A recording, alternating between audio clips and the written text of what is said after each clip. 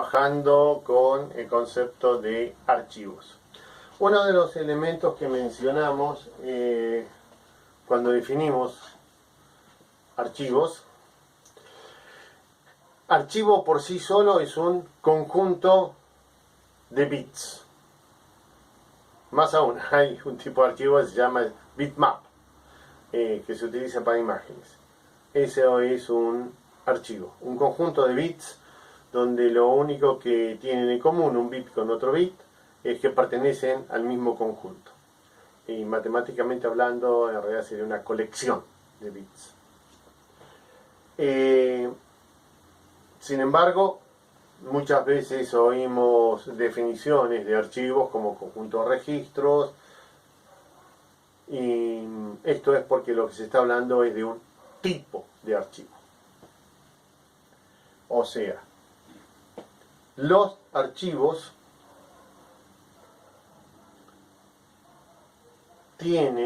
pueden tener, en algunos casos,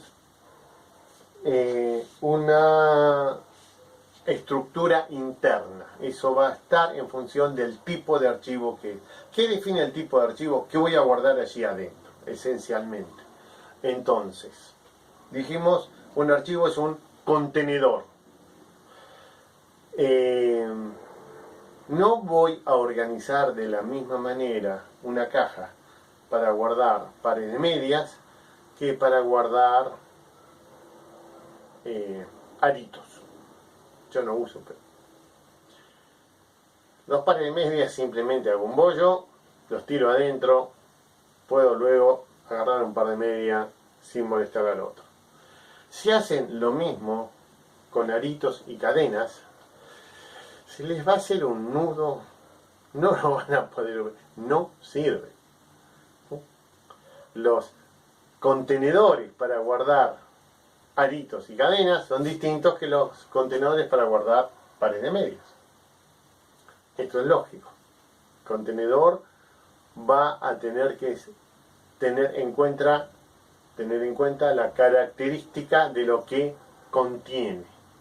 Y para eso se va a generar una estructura para poder contenerla. Todos sabemos que para guardar aritos lo que vamos a necesitar, típicamente, o un telgopor o una tela e ir enganchándolos para que no se nos mezclen. Las cadenas es un poquito más difícil. Cosas que uno aprende siendo padre de una nena.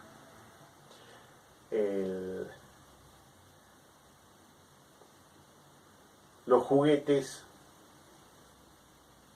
lo ideal es un cajón enorme donde uno tira todos los juguetes grandes, pero por supuesto no va a tirar ahí las piezas de Lego porque se van a mezclar todas y luego no vamos a poder usarlas.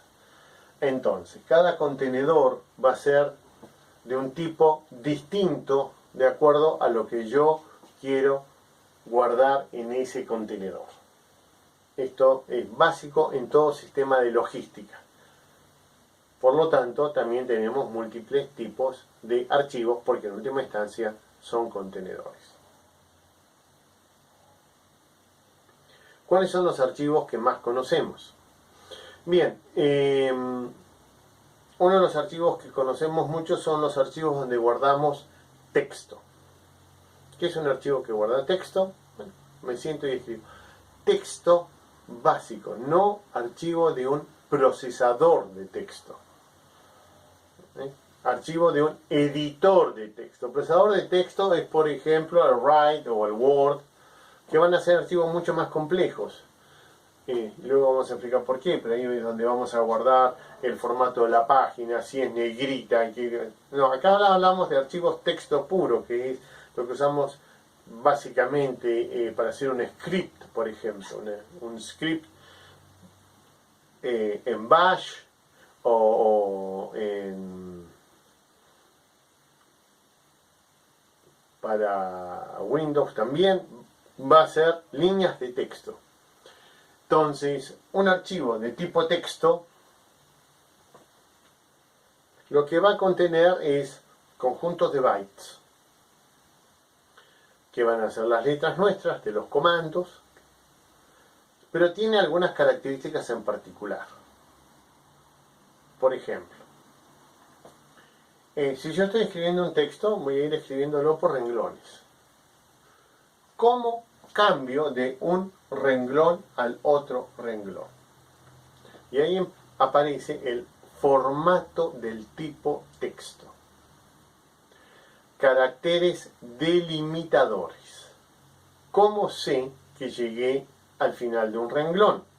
Le voy a poner un carácter especial que me dice terminó a renglón, fin de párrafo. Cuando llegué al fin del renglón, ¿qué tengo que hacer? Bueno, típicamente voy a tener que ir al principio del siguiente renglón, que es el renglón que está abajo. O sea, voy a tener que hacer dos comandos. Un comando que me diga el contador de caracteres de este párrafo, ponerlo de nuevo en 0 y bajar un renglón. Estos son el carácter 10 y el carácter 13, código ASCII. ¿De dónde viene esto? Cuando uno trabajaba con una máquina de escribir, las viejas máquinas de escribir manuales, en el costado tenían una barra, llamada barra espaciadora. Y había un carro que avanzaba. Uno iba escribiendo y ese carro se iba corriendo, de forma que la letra pegaba siempre en el mismo lugar, pero como se corría el carro,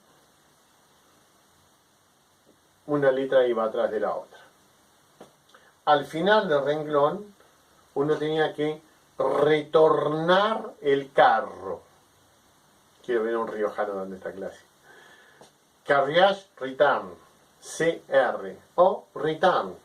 O sea, durante muchísimo tiempo los teclados de las computadoras tenían una tecla que decía CR o decía return. Y dice, ¿return qué? En realidad el término correcto ahí era enter. O sea, de ingreso a esto. Ahora se usa mucho, dar enter. Pero muchos teclados decía, y todavía lo tenemos en muchos, dar return. Viene de las viejas máquinas de escribir. Que el carro vuelva al inicio. Pero si el carro vuelve al inicio, pero no avanza, vuelvo a escribir en el mismo lugar. Entonces necesito un line feed, avance de línea. Cuando se definió la tabla de código ASCII de 256 caracteres, para los cuales los 128 iniciales del 0 al 127 eran comunes, los primeros del 0 al 31 eran caracteres de comandos. Y se definió que el carácter ASCII 10 era el line feed y el carácter 13 era el carriage return. Y estos eran los comandos que se mandaban a las impresoras, porque las impresoras eran simplemente máquinas de escribir que en vez de teclado recibían por órdenes. Entonces, al final de un párrafo, al final de un renglón, tiene que haber caracteres de control. En el caso de Windows manda los dos caracteres de control.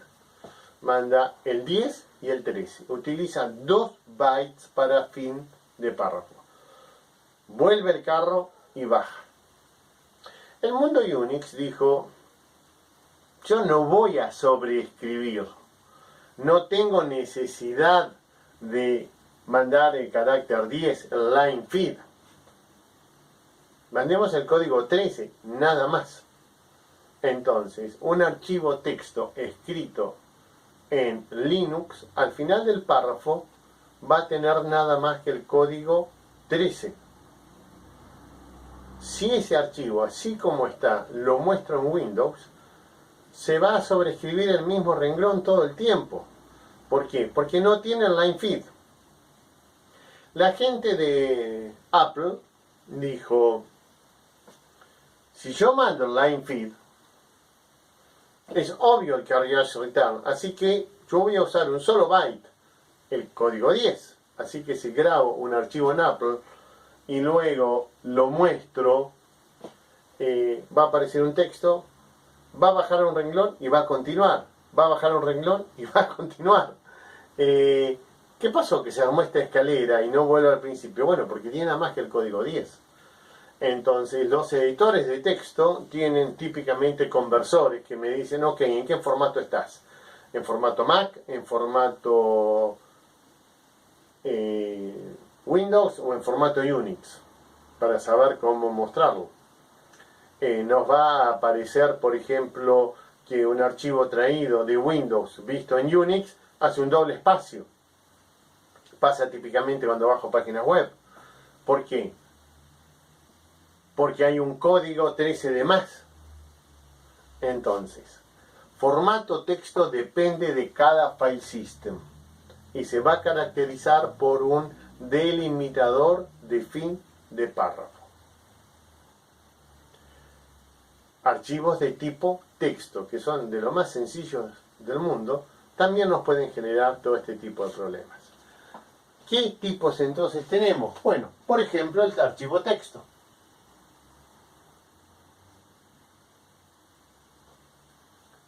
Ok, ¿por qué no escribí TXT?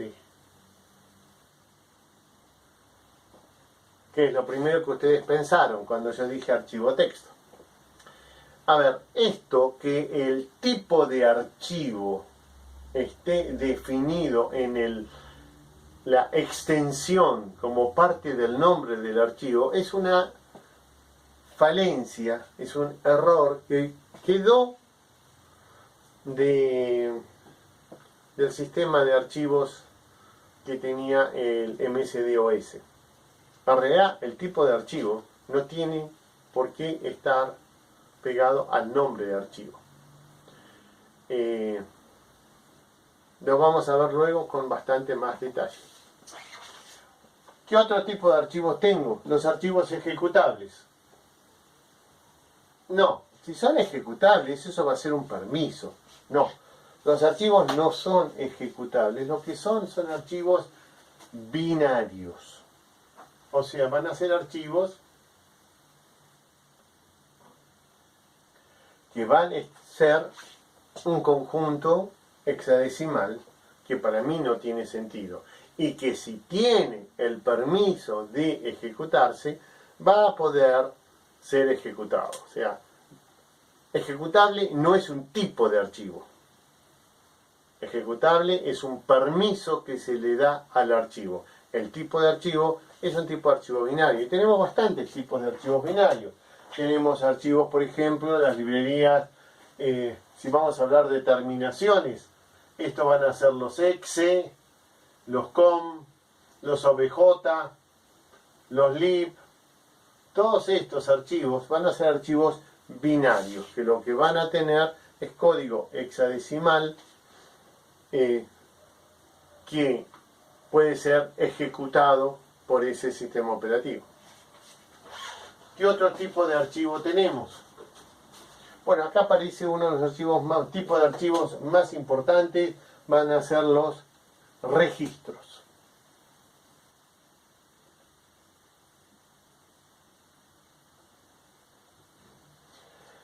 Esto fue la base de en el mundo mainframe de cómo se guardaban los datos. Lo que ustedes en Pascal llaman una variable tipo record. Record es registro, que es una diferencia entre inglés y castellano o español. En español, cuando decimos un record, decimos el máximo registro de algo. En inglés, cuando decimos un record, decimos un registro.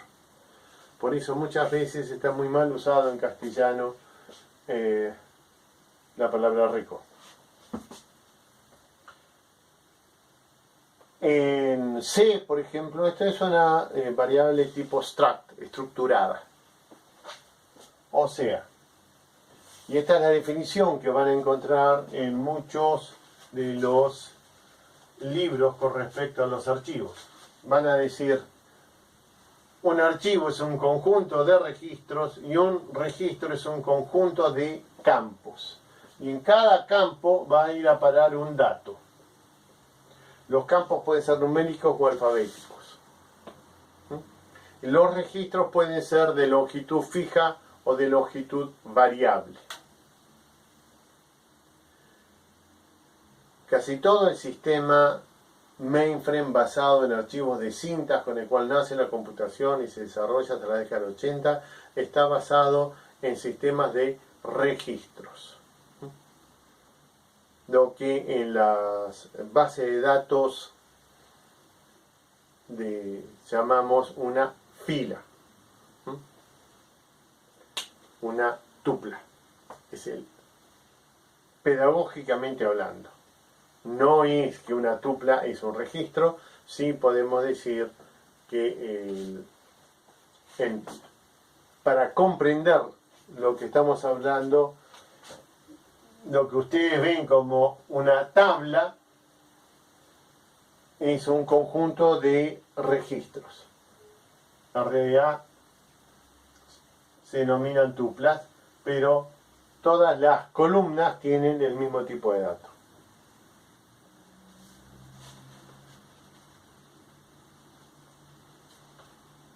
El archivo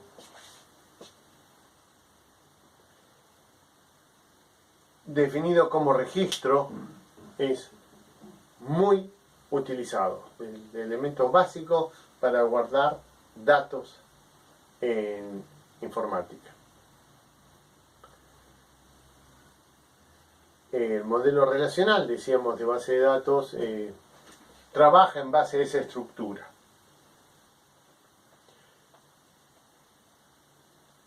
Entonces, archivos tipo texto, archivos tipo binario, que normalmente van a tener muchos de ellos permiso de ejecución, archivos de datos, típicamente ficheros, basados en registro.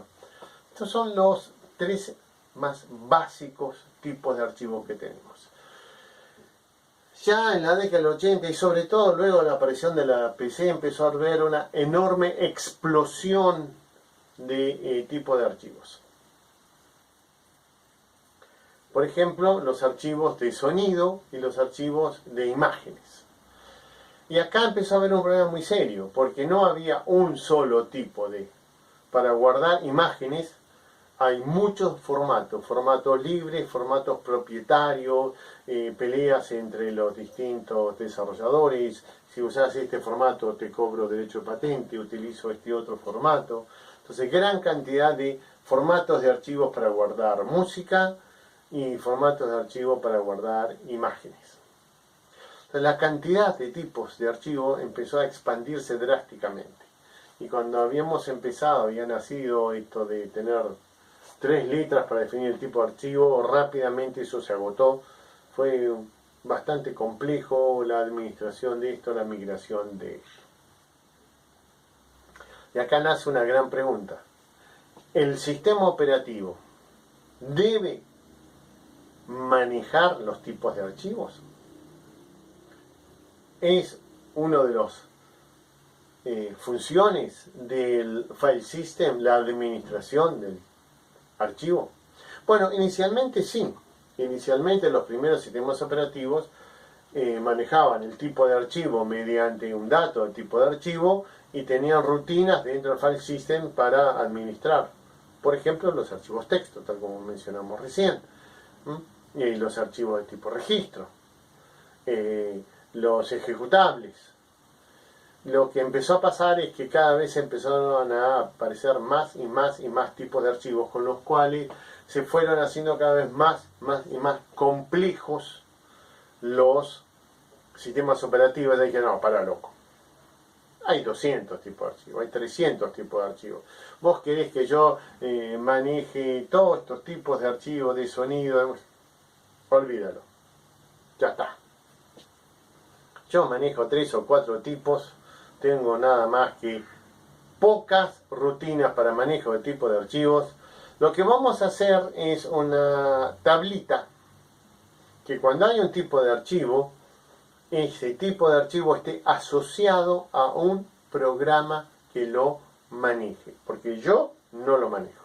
¿Querés abrir ese archivo? Decime qué proceso hago nacer para que administre este archivo. Yo no sé cómo leerlo. ¿Qué es un .doc? ¿Qué es un .xls? ¿Qué es un .h? Junten 3 letras, es un tipo de archivo. Esto es lo que se utiliza hoy en día. Entonces, lo que inicialmente fue un grave error de Microsoft, que fue poner en un solo atributo 2 características, el nombre y el tipo, terminó por difusión masiva siendo utilizado por todos los sistemas operativos, que lo que van a tener es una tabla de asociación. Van a tomar las últimas letras, no solo 3, 4, 5, lo que vamos a usar es un símbolo que se llama punto. Empezamos a leer el nombre de atrás para adelante hasta que encontramos un punto. El nombre que de atrás para adelante, esto lo llamamos extensión. La extensión vamos a ir a buscar en una tabla y en esa tabla va a haber una asociación de esa extensión con un programa que administra ese tipo de archivos. Esta es la forma con la cual están trabajando los file systems hoy en día cuando queremos abrir un archivo, por medio de la administración de la extensión con una asociación a un tipo de archivo. Algunos file systems son un poquito más complejos y mejores en ese aspecto, y en realidad lo que van a hacer es guardar dentro de la estructura interna del archivo cuál es el programa que lo maneja. Pero para ver eso tenemos que ver estructura interna de los archivos, y lo vamos a ver en el próximo video.